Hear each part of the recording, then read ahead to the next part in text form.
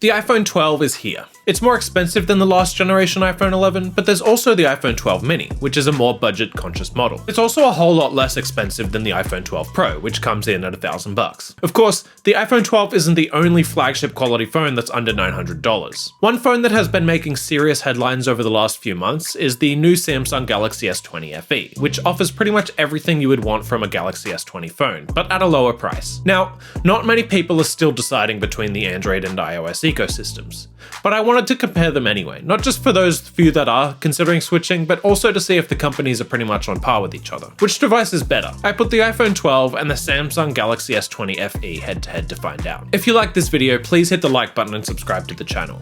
It really helps support my work and I would appreciate that support.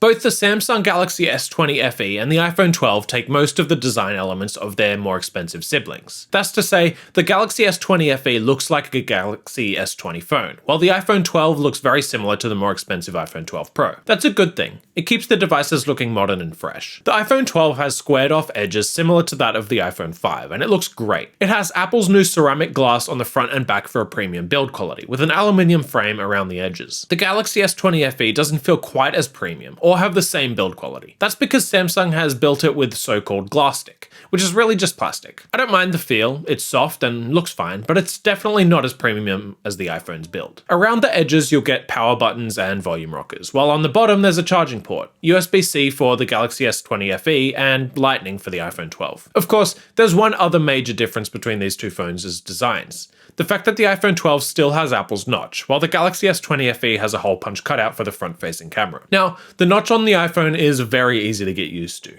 and most won't have an issue with it. But the expensive display on the Galaxy series is still very nice. We'll have to wait and see if the iPhone series ends up shrinking its notch a little, but at least for the iPhone 12, it's still well and truly here. Speaking of the display, Apple has finally moved to an OLED display for the iPhone 12, and it looks great. It has a higher pixel density than the Samsung Phone 2, which is only 1080p, though the difference isn't that noticeable. The brightness does seem to be a little higher on the Galaxy S20 FE compared to the iPhone 12, but not by much. Under the hood, both phones have a lot to offer. The iPhone 12 features Apple's new A14 Bionic chip, while the Galaxy S20 FE has the Qualcomm Snapdragon 865 processor. Now, here's the thing.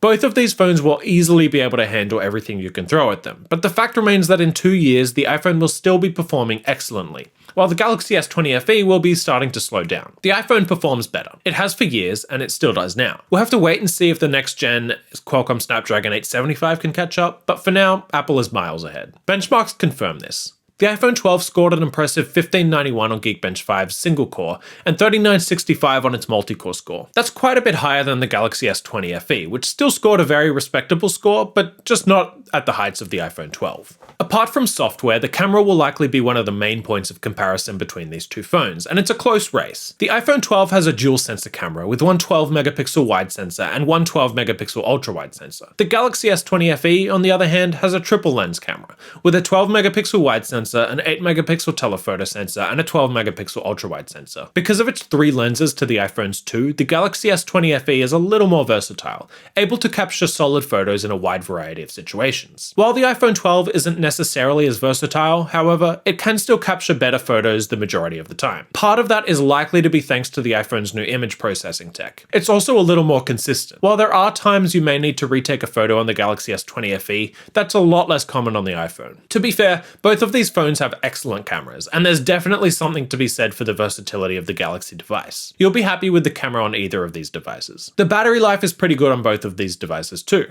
The iPhone has a 2815 mAh battery, and while that's a lot smaller than the Galaxy phone's 4500 mAh battery, it still easily lasts through a full day of use. In my battery test, which involves streaming a YouTube video at full brightness for 3 hours, the iPhone 12 ended the test at 75%, while the Galaxy S20 FE ended with 77%. So the Galaxy phone's battery is a little better, but not so much that it's worth buying one over the other. Then there's software. I'm just not going to get into the Android versus iOS debate here. That would be pointless. What I will say is that Samsung's iteration of Android, called One UI, is a little bloated, despite the fact that it adds a ton of features. iOS is getting more and more features these days, like home screen widgets, although Siri still isn't anywhere near as good as Google Assistant, though it definitely beats Samsung's Bixby. Both of the phones offer biometric authentication. On the Galaxy S20 FE, that takes the form of an in-display fingerprint sensor. That works pretty well. On the iPhone 12, it's Face ID, which I really like and have gotten used to. So which phone is better? Well, probably the iPhone 12. It performs better, takes more consistent photos, and has a more modern design despite the notch. But it's also more expensive. If you can afford it, I recommend the iPhone 12, especially given the fact that it will last much longer. But the Galaxy S20 FE is still a great phone, and you won't be disappointed in it. Thanks again for watching this video, and again, please hit the like button and subscribe if the video was helpful to you. My name is Christian, and I'll see you next time. See ya.